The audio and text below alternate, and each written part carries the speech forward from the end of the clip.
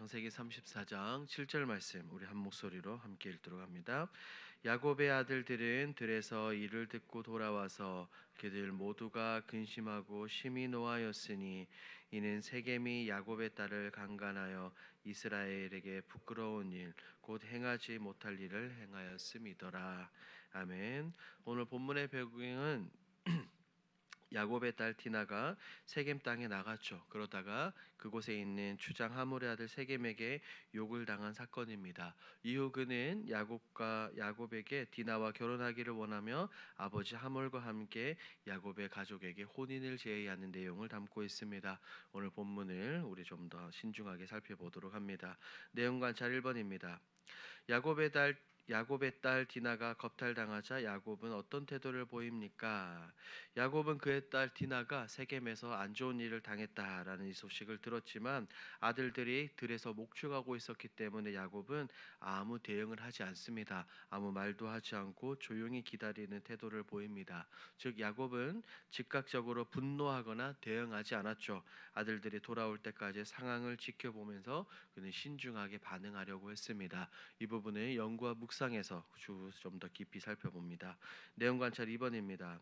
히위 사람 세겜은 자신이 저지른 일을 어떻게 해결하려 합니까?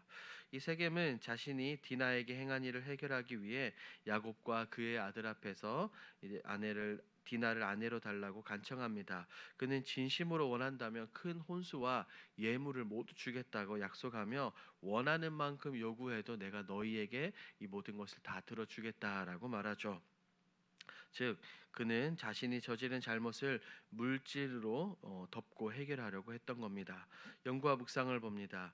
야곱은 왜 딸 디나가 겁탈당했는데도 침묵합니까? 야곱은 그곳에서 그의 딸 디나가 안 좋은 일을 당했습니다. 그런데도 그는 침묵했죠. 이것은 단순히 무관심해서가 아니라 어떻게 보면 그 상황이 매우 복잡하고 민감했기 때문입니다. 몇 가지로 한번 살펴볼까요? 첫 번째, 야곱의 가족은 지금 당장은 소수였습니다. 세겜 땅에 정착한 지 얼마 되지 않는 시점이었죠. 그렇기 때문에 그곳에 살고 있는 이방인에 불과했습니다. 만약 그가 즉각적으로 감정적으로 대응했다면 지역 추장 가문과의 대결 그리고 많은 사람들과의 충돌로 이어져 그의 온 가족이 위험에 빠질 수 있는 그런 위기였습니다. 그래서 야곱은 성급히 행동하지 않고 아들들이 돌아올 때까지 기다리며 신중하게 대처하려고 했던 것으로 보입니다. 두 번째, 야곱은 갈등이 확대될 것을 두려워한 면이 있습니다. 이전의 성경을 살펴보면 여러 가지 사건들을 보면 야곱은 이전에도 에서를 만날 때 갈등을 피하려고 어떻게 했습니까? 그는 굉장히 전략적으로 움직였던 것처럼 이번에도 그가 직접 나서기보다는 상황을 살피며 관망하며 갈등을 최소화하려는 태도를 보였습니다. 하지만 이런 아버지 야곱의 태도는 믿음의 아버지답지 못한 소극적인 모습을 보이기도 합니다. 하나님을 의지하여 바른 판단을 내리기보다는 현실을 바라보며 현실적 위협과 인간적인 계산 가운데 야곱은 침묵했던 것이죠. 이 야곱의 모습, 이 장면은 오늘날 우리에게 굉장히 중요한 교훈을 줍니다. 하나님의 백성은 어려움, 위기, 아픈 상황 가운데 두려움 때문에 침묵하거나 현실적인 타협을 해서는 안 된다라는 것이죠. 현실적인 타협을 선택하기보다는 말씀을 붙들고 하나님의 뜻을 구하며 진리와 정의에 따라 반응해야 된다는 것을 우리에게 말해주고 있습니다. 즉 야곱의 침묵은 인간적으로 볼 때 신중함일 수도 있지만 어떻게 보면 또 다른 면으로 보면 믿음 없는 두려움의 모습이기도 합니다. 우리의 상황 속에서도 어떤 태도를 취할지 오늘 본문이 우리에게 분명하게 말하고 있는 겁니다. 느낀 점을 봅니다. 베델로 가지 않고 타락한 문화가 범람한 세겜에 머물다 수치를 당하고도 무책임한 모습을 보이는 야곱을 보며 무엇을 느낍니까? 믿음의 사람이 하나님께 순종하지 않고 세상에 안주하며 세상과 타협할 때 얼마나 큰 아픔과 위험을 당하게 되고 맞이하게 되는지를 깨닫게 됩니다. 야곱은 이미 베델로 올라가는 하나님의 음성을 들었죠. 하나님의 부르심을 알고 있었지만 편안함과 현실적인 이유 때문에 베델로 올라가지 않고 세겜에 머물렀습니다. 그러나 그 결정은 결국 가정 전체의 치욕과 위기, 아픔과 어려움, 눈물을 가져왔습니다. 더불어 사건이 일어났을 때도 아버지로서 적극적으로 대처하기보다 침묵하며 책임을 회피하는 그런 모습을 보였습니다.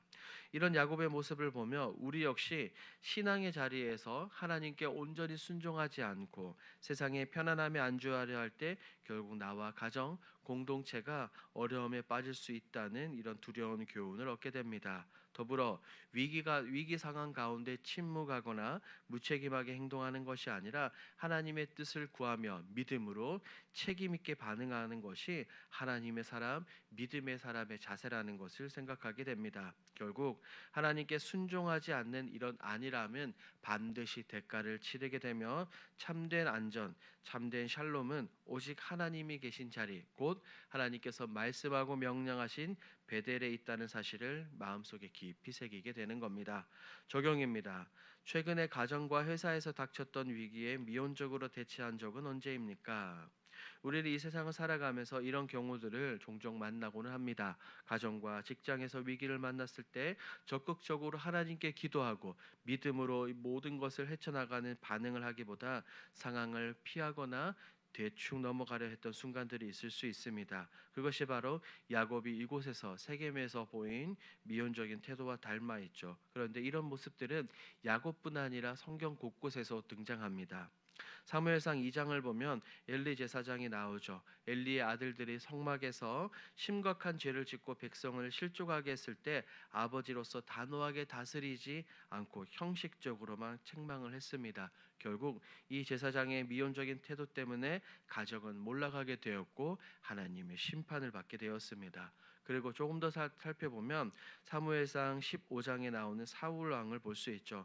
하나님께서 아말렉을 분명하게 진멸하라라고 명령하셨지만 사울은 좋은 것을 남겨두는 백성의 눈치를 보며 절반만 순종을 했습니다. 그의 부분적인 순종, 그럭즉 미온적인 태도는 결국 하나님께 버림받는 결과를 낳았습니다. 이런 모습들은 우리에게 분명하게 경고합니다. 어려운 위기를 만났을 때 신앙인으로서 책임 있게 대처하지 않고 적당히 넘어가려는 태도는 결국 더 큰 문제와 아픔을 불러온다는 것입니다. 우리가 기도하고 엎드리며 책임 있게 반응하는 것이 믿음의 길이라는 사실을 우리는 분명하게 기억을 해야 합니다. 마지막 결단입니다. 예수님의 제자로서 문제를 책임감 있게 직면하고 해결하기 위해 구체적으로 무엇을 실천하겠습니까? 오늘 말씀을 생각하며 다음과 같은 몇 가지 결단을 해보는 것은 어떨까요? 어려운 상황을 회피하지 않고 기도로 먼저 하나님께 나아가는 것입니다. 문제를 미루거나 그 문제와 아픔을 감추기보다 기도의 자리에 나와 하나님께 지혜와 담대함을 구해보는 것이죠. 더불어 가정과 직장에서 책임 있는 대화를 실천해 보는 것입니다. 갈등이 생기면 그리고 위기가 생기면 침묵하거나 피하지 않고 필요한 자리에서 진실하고 겸손하게 대화하며 의견을 나누며 문제를 풀어가는 것이죠. 한 가지 더 나누어 본다면 하나님의 말씀을 기준으로 선택을 하는 것입니다. 내 감정이나 두려움, 생각이 아니라 말씀을 바라보고 말씀에 근거해 옳은 것을 선택하고 행동하는 하나님의 사람의 삶을 살아보는 것이죠. 우리가 이렇게 살아갈 때 세겜에 머물며 침묵했던 야곱이 아니라 하나님의 아들로서 예수님의 제자로서 믿음으로 문제를 직면하고 하나님의 뜻을 우리의 삶 가운데 드러내는 삶을 살아갈 수 있게 될 것입니다. 이것을 기억하시고 오늘 하루의 삶 가운데 이 모든 것을 실천하시는 저와 여러분들이 되길 우리 주님의 이름으로 축복합니다. 아멘.